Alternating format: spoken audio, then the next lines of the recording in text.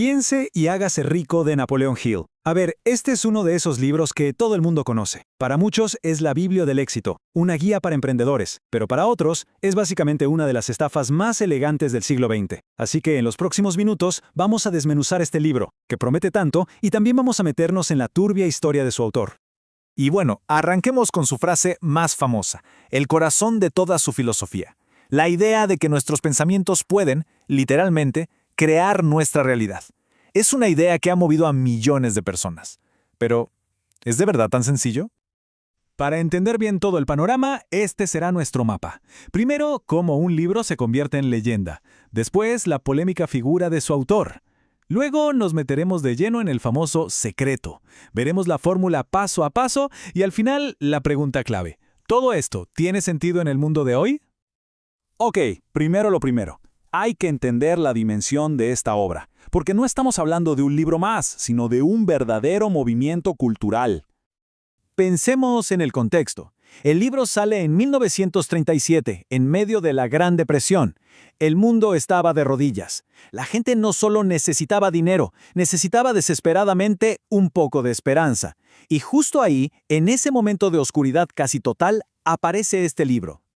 Y la respuesta fue masiva. Se calcula que ha vendido más de 100 millones de copias. Para que nos hagamos una idea, eso lo pone en la lista de los libros más vendidos de la historia. Ha influenciado a generaciones y generaciones de líderes, empresarios y gente común. La historia de origen del libro es casi una leyenda en sí misma. Se cuenta que el magnate del acero Andrew Carnegie le lanzó un reto a un jovencísimo Napoleon Hill, dedicar los próximos 20 años de su vida a entrevistar a más de 500 personas exitosas para encontrar una filosofía del éxito que cualquiera pudiera usar. Una misión épica, sin duda alguna. Pero aquí es donde la cosa se pone complicada. Porque para entender el libro hay que entender al hombre que lo escribió. Y la historia real de Napoleon Hill es mucho, mucho más oscura que su leyenda. El mito que Hill se construyó a sí mismo es impresionante. Él se vendía como un consejero de presidentes, nada menos. Pero la realidad es que los historiadores no encuentran ni un solo papel que lo confirme. Lo que sí encuentran es un largo rastro de acusaciones de fraude que lo persiguieron casi toda su vida. Y los datos documentados pintan un cuadro, digamos, preocupante. Tenemos acusaciones de fraude postal en 1908, un supuesto colegio de automóviles que fue denunciado como estafa, hasta órdenes de arresto por venta fraudulenta de acciones. Entonces la pregunta es inevitable. ¿Cómo es posible que un hombre con este historial escribiera uno de los libros de éxito más respetados del mundo? Para intentar responder a eso, hay que hacer un ejercicio, separar al mensajero del mensaje y analizar el famoso secreto que el libro promete revelar. Esta es la médula de todo. Lo que Hill dice es que un pensamiento no es algo etéreo y pasivo. No, cuando se le suma un propósito clarísimo, una persistencia a prueba de balas y, sobre todo, lo que él llama un deseo ardiente, ese pensamiento se transforma en una fuerza real, capaz de crear cosas en el mundo físico. Y el ejemplo que usa para ilustrar esto es la historia de Edwin C. Barnes. Barnes no quería trabajar con Edison. Era su única obsesión en la vida. Se apareció en su laboratorio sin un centavo, sin conocerlo, y aceptó un trabajo de lo que fuera.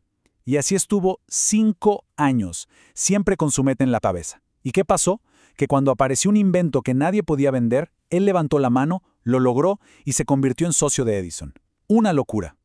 Bueno, todo esto suena muy bien, pero ¿cómo se lleva a la práctica? Hill lo resume todo en una especie de fórmula, que podemos agrupar en 3 grandes pasos. El primer paso, y ojo, que es el más importante de todos, no es simplemente querer algo. Es definirlo con una claridad quirúrgica. No es quiero tener más dinero, es quiero tener esta cantidad exacta de dinero para esta fecha específica. Para lograr esa claridad, Hill nos da su herramienta más conocida, este método de 6 pasos. El objetivo es transformar una idea vaga en un objetivo concreto y medible. Y la clave está en la repetición, sobre todo en los últimos 2 pasos, que buscan, básicamente, reprogramar la mente para que acepte esa meta como si ya fuera un hecho. Una vez que el deseo está definido como un láser, el siguiente paso es construir una fe, una creencia absoluta de que es posible lograrlo. Hill le llama esto autosugestión. Es repetirse el objetivo una y otra vez, visualizarlo, sentirlo, hasta que la mente ya no dude, hasta que lo dé por hecho. Y por supuesto, el paso final. La acción. De nada sirve desear y creer si uno no se mueve. Esto implica aprender lo que haya que aprender, crear un plan y, lo más importante para Hill, ejecutarlo con una persistencia brutal, sin rendirse ante lo que él llama fracasos temporales. Y una de sus ideas más potentes para la ejecución es el concepto del mastermind. Hill decía que nadie logra algo grande en solitario, que se necesita un grupo de personas, cada una con sus talentos, trabajando en armonía por el mismo objetivo. Es la idea de que dos mentes juntas crean una tercera mente, mucho más poderosa. Bien, hemos visto la leyenda, la controversia y la fórmula, pero llegamos a la gran pregunta. Casi un siglo después de su publicación, en el mundo de hoy, ¿todo esto sigue siendo relevante?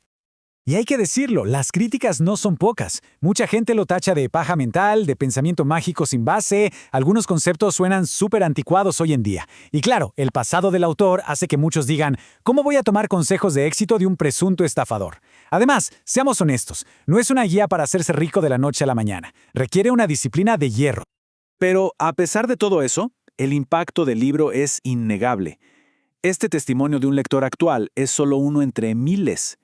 Imaginen pasar de ganar $10 la hora a tener un patrimonio de más de 1 millón y atribuirlo directamente a las palabras de este libro. Para muchísima gente, no se trató de un manual de negocios, sino de un cambio de mentalidad, el empujón que necesitaban. Y esto nos deja con la pregunta final, la gran paradoja. ¿Se puede separar el mensaje del mensajero? Si los principios de enfoque, deseo y persistencia de verdad han ayudado a millones de personas, ¿realmente importa que el hombre que los escribió tuviera un pasado tan cuestionable? ¿O al final del día la única verdad que cuenta es si una idea funciona o no? Ahí está el dilema de piense y hágase rico.